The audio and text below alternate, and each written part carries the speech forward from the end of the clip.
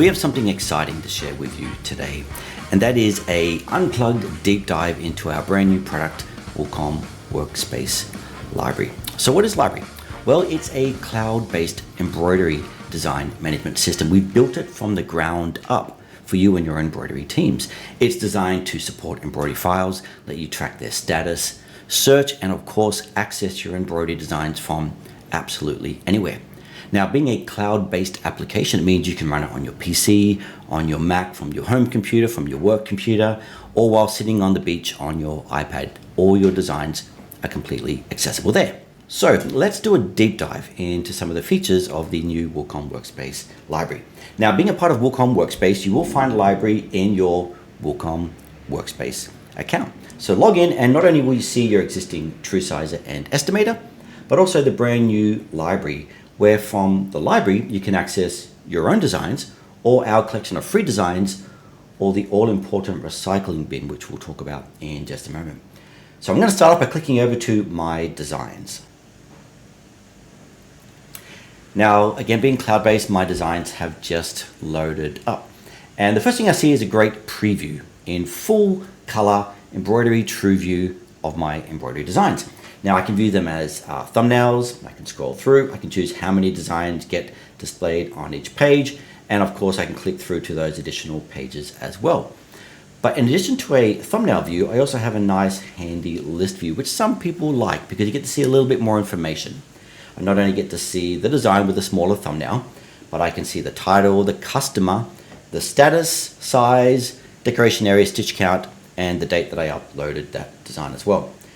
Now, of course, when I'm in my thumbnail view, I get to see some information as well. I get to see the design name and the title, and the status, which is clearly labeled on that thumbnail. So whether it's approved and ready for production, or needs sampling, or you're waiting on approval from your customer, you can clearly see that in your thumbnail view. Now, being a design library, of course, you might have thousands or hundreds of thousands of embroidery designs. You want an easy way to find them, and there's nothing worse than trying to think which folder did you save that in, or which external drive is that design kept. When they're all in library, they're easily accessible and searchable with the search tools we have built into the system. Now, first of all, you can just search by a general description. So if I know I did a golf logo, but I can't quite remember what that logo was, I can just type in golf, and all my golf-related designs will appear. And you might have noticed that as you're typing, it's filtering live. So when I press R, it's showing all the designs with R. Or I press I, all the designs with RI, and V, E, R. As you're typing, it is filtering live for you. And it is really, really fast. So you get those results while you're typing on screen.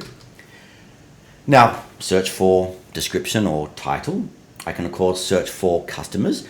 So show me all my designs for Glebe Tennis Club, or for Glebe Tennis Club and Wilcom International. And as you're adding additional search criterias, you can see that your filtering is getting longer. So now show me everything that is waiting for approval. And I've got two designs there that are waiting for approval. As you remove those additional filters, the search updates live for you. So again, it's really fast, and I'm doing all that in the browser. There's no installed software to use Library. So I can search by customer, I can search by status, I can search by decoration areas, show me all my left chest logos, and I can also search for tags as well. So show me everything to do with a baseball, and I've just got one design. But again, as you're adding those additional search criterias, your filters are getting longer and longer, and at any point in time you can clear them off and get exactly to the design that you're looking for. Now, it's one thing to search for a design.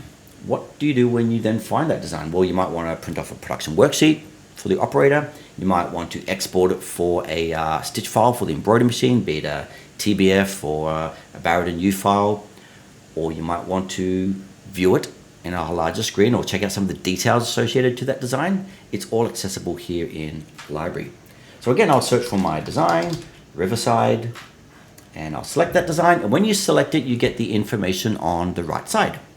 So I get a summary of that design, the customer, the decoration area this design was created for, whether it's approved or what its status is, the size, and a few more technical information, plus some tags I've got below there. There's also a section for notes as well, which you can add some free text notes to it. But on the design tab, I get some more technical information related to that design. So it's size, stitches, colors, and colorways. In this case, there's 2 colorways, which I can see on the colorway tab in just a moment. What machine this was really designed for, and any hoop, if there was any hoop selected, number of colors, trim, stops, and a bunch of other technical information. So if this design, for example, had sequins on it, so search for a sequin design. When I select that, I can see it's got 570 sequins. So all that technical information is easily accessible by just selecting the design and viewing it in the right section. Now again, Riverside had 2 colorways. So on the colorway tab, I can see I've got just a regular standard colorway and I've got a black colorway.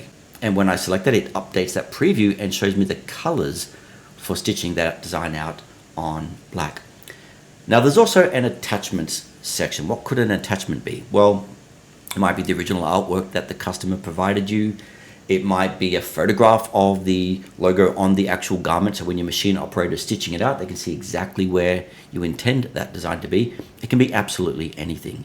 PDF files, Word documents, Excel, whatever it is. Anything you feel that's important for that design record in library, you can attach that file there.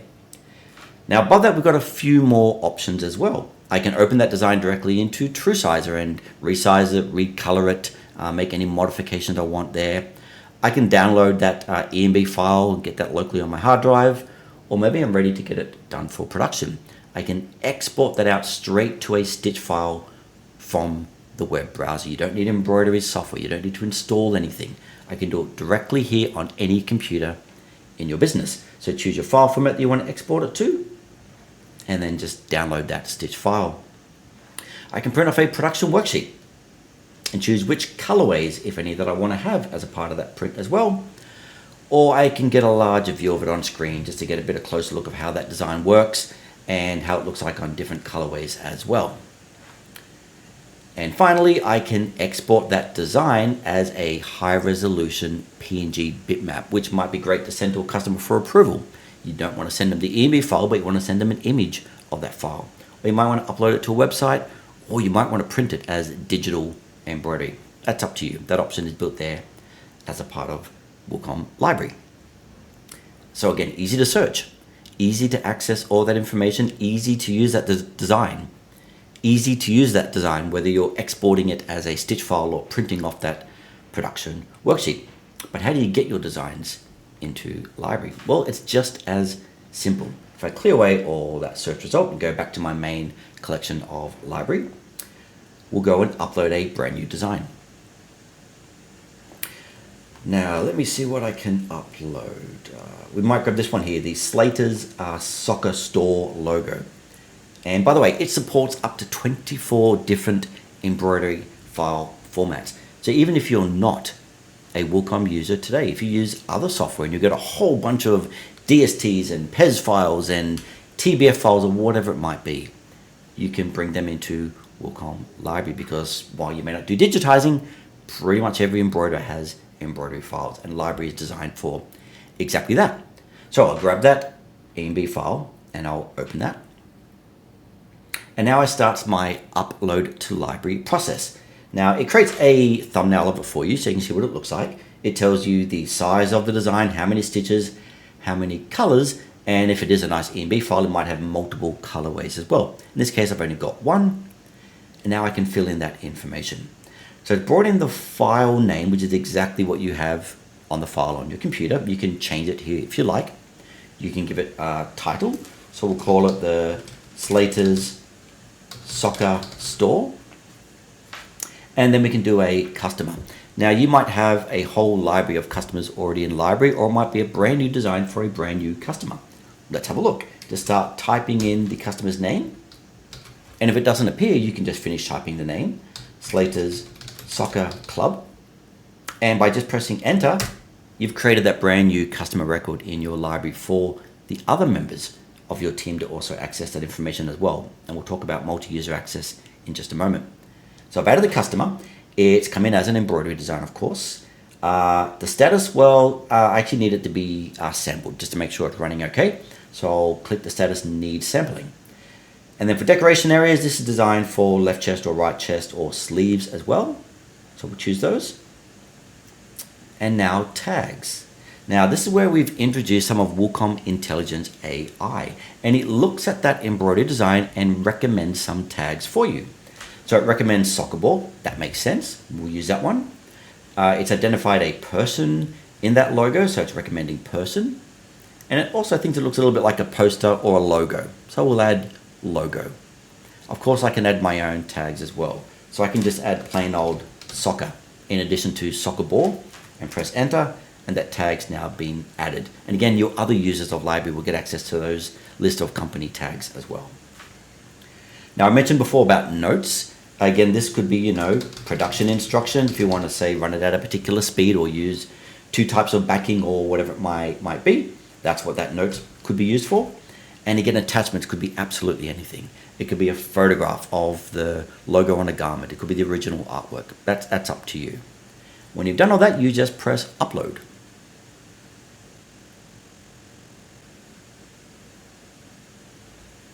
And there it is. Your design is now safe and secure in the cloud for you and everyone in your organization with library access to use.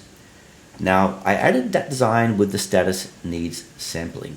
So imagine you have a whole team or a department, or maybe yourself at a particular time of the day when you go and sample all your brand new designs.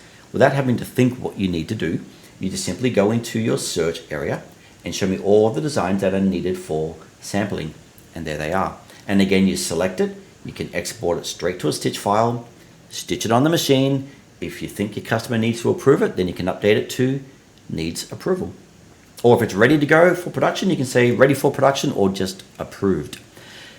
Now, all these statuses are just default in the system, including all the decoration areas as well. They're just default decoration areas that we've included in the system. But you, as the owner of Wilcom Workspace Library, have full control over managing those decoration areas and those statuses and your customers as well. And all that's available in the settings section of your library. Now, as the owner of library, as the boss or the administrator of your library in your business, only you get access to this section. The other users of library don't get access to your back-end admin tools, because that's where you set up how your business runs in Wilcom Workspace. But under library,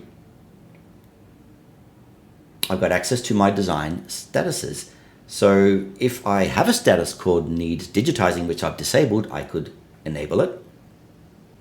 But if we don't have a sampling process, I could disable that. Or I could make my own brand new unique status and give it whatever color you want. So you set up the workflow to suit how you do your embroidery business today, or completely customizable for you in library. And likewise for decoration areas. These are the defaults that we've provided. You can turn off the ones that you don't want or add your own unique decoration processes as well. Now, if we go back to library, I mentioned that you can also manage your customers. So when you click into your customers and click on customer settings, again, you've got the ability to enable or disable a customer, or add a brand new customer, or search for any customers in your system. And if you need to make a change to that, you can modify the spelling of that customer as well. So again, you've got full control over your settings, whether it's decoration processes, or the statuses, also managing your customers as well. Now, of course, if someone in your business does delete a design, and right, it can happen.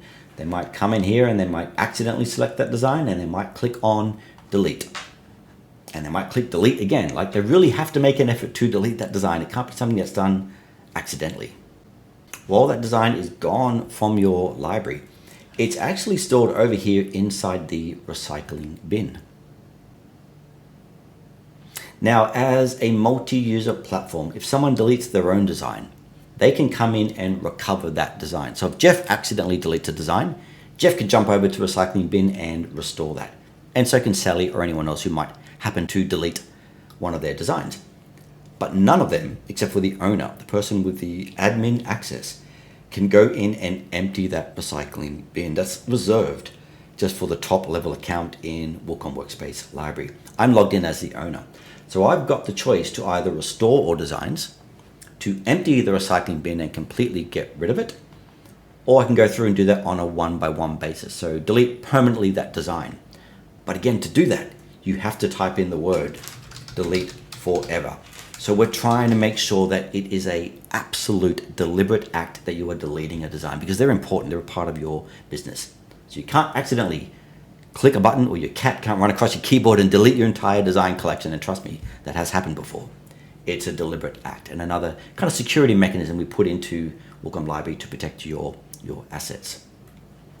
Now, if you don't delete your design and you just keep it there and you just keep adding to the deleted items, it won't fill up and take up all your storage. That design will automatically delete after 30 days. So I've just deleted that one. It's got 29 more days to go. It will sit in that recycling bin, and eventually it will be automatically deleted, because over time you don't want to chew up your storage and take up that 10 gigabyte of storage by having a whole bunch of deleted designs. Now, it does come with 10 gigabyte of storage as a default solution, but you can add on additional storage packages if you need more. But keep in mind, 10 gigabytes can hold up to 100,000 embroidered designs. So it really is flexible for even the largest businesses out there. Now, I talked a little bit earlier about multi-user access, and Library, as a part of WilcomWorkspace, is a multi-user application, meaning you can give as many licenses to your team members as your business needs. Each one of those licenses is managed individually on a user by user level, so you can choose exactly who in your business gets access to Library. And the great thing about it is you're using the one design repository, not a bunch of designs on Jeff's PC and a bunch of designs on Sally's PC. It's the one master repository of all your business's designs. Now, we've also got in some locking mechanisms as well, because Jeff might be making a modification to a design. He might be adding more colorways to the Slater Soccer Store logo by opening up in TrueSizer. Well, you don't want Sally modifying that design at the same time. So if Jeff is using that design, it tells Sally that Jeff is using that design. And then she can come back and check later when Jeff has finished and has checked that design back in. So again, runs in the cloud. It's fast. It's built and designed for embroidery businesses. It supports more than just Wilcom EMB files. So even if you're not a Wilcom software user today, you can use this to manage your embroidery designs. And it converts to over 24 different file formats for your embroidery machine, whether it's a Baradin or Tajima or Brother or Happy or SWF. It doesn't matter. All those are supported in the system. And being cloud-based, it's safe and secure. So if the worst case scenario happens and you lose your computer or your hard drive, your designs are completely safe. They're available for you to access anywhere on any device, whether it's a PC, Mac, iPad, Android, tablet, and again, from anywhere, the office, home, or down on the beach. So go check it out. It's Wilcom Library as a part of the Wilcom Workspace suite. And you can find out more at wilcom.com/workspace/library. Thanks for your time.